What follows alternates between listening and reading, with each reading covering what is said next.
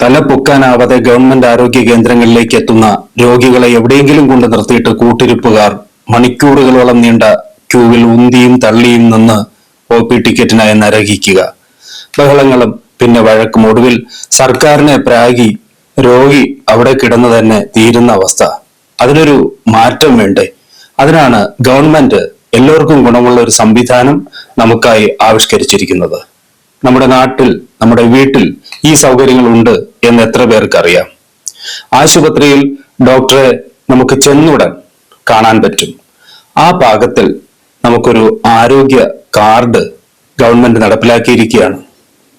അതിനായി നമുക്ക് നമ്മുടെ വീട്ടിൽ ഇരുന്ന് OP ടിക്കറ്റ് എടുത്ത് സൗകര്യാർത്ഥം പോയി ഹോസ്പിറ്റലിൽ ഏറ്റവും തിരക്ക് കുറഞ്ഞ ഒരു സമയത്ത് ചെന്ന് ചികിത്സ നേടാനുള്ള ഒരു സംവിധാനം.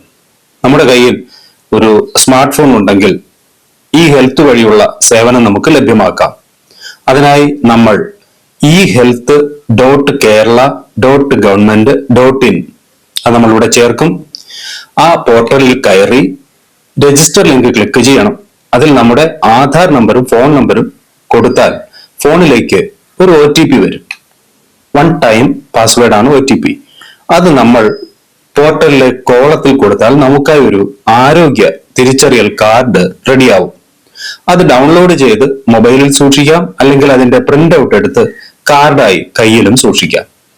ഈ ഒറ്റ കാർഡിൽ നമ്മുടെ ആരോഗ്യ പ്രശ്നങ്ങൾ ഉൾപ്പെടെയുള്ള എല്ലാ വിവരങ്ങളും ഓരോ തവണയും നമ്മൾ പറയാതെ തന്നെ ഒരു ഡോക്ടർക്ക് കണ്ടെത്താനാവും. ഈ സമയത്ത് ഒരുപക്ഷെ മൊബൈലും ഇന്റർനെറ്റും ഉപയോഗിക്കാൻ നമുക്ക് അറിയില്ലെങ്കിൽ നമ്മളോടൊപ്പമുള്ള മക്കളോ ചെറുമക്കളോ ഒന്ന് സഹായിക്കേണ്ടി വരും. കാരണം നമ്മുടെ മൊബൈലിലേക്ക് ഒരു 16 അക്ക തിരിച്ചറിയൽ നമ്പറും പാസ്വേഡും വരും. അത് ആദ്യം ഒന്ന് കൊടുത്ത് നമ്മുടെ സൈനപ്പ് ചെയ്തു കഴിഞ്ഞാൽ പിന്നെ നമ്മുടെ ഇഷ്ടമുള്ള ഒരു പാസ്വേഡും ലോഗിൻ ഐഡിയും ഒക്കെ ക്രിയേറ്റ് ചെയ്യാൻ പറ്റും.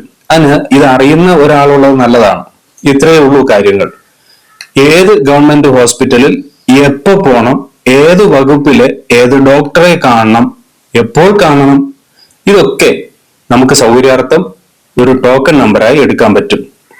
എല്ലാം നമുക്ക് തന്നെ ഇതിൽ കാണാനും പറ്റും. എത്ര ക്യൂ ഉണ്ട്, പിന്നെ എമർജൻസി ടോക്കൺ അവൈലബിലിറ്റിയും ഈ പോർട്ടലിൽ ഉണ്ട്.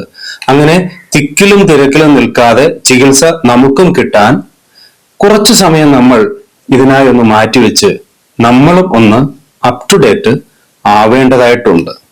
സർക്കാർ സംവിധാനങ്ങളെ നമ്മൾ മുഖമടച്ച് അധിക്ഷേപിക്കാനും ആക്ഷേപിക്കാനും നിൽക്കണ്ട.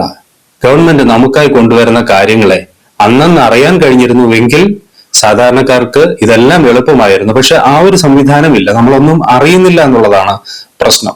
പിന്നെ കാഷ്വാലിറ്റി ആണെങ്കിലോ, പാമ്പ് കടി, ആക്സിഡന്റ്, അങ്ങനെയൊക്കെയുള്ള കാര്യങ്ങൾ, അതിനിതുപോലെ നമുക്ക് OP ടിക്കറ്റ് എടുത്ത് കാത്തിരുന്ന് പോകാൻ പറ്റുന്ന ഒന്നല്ല.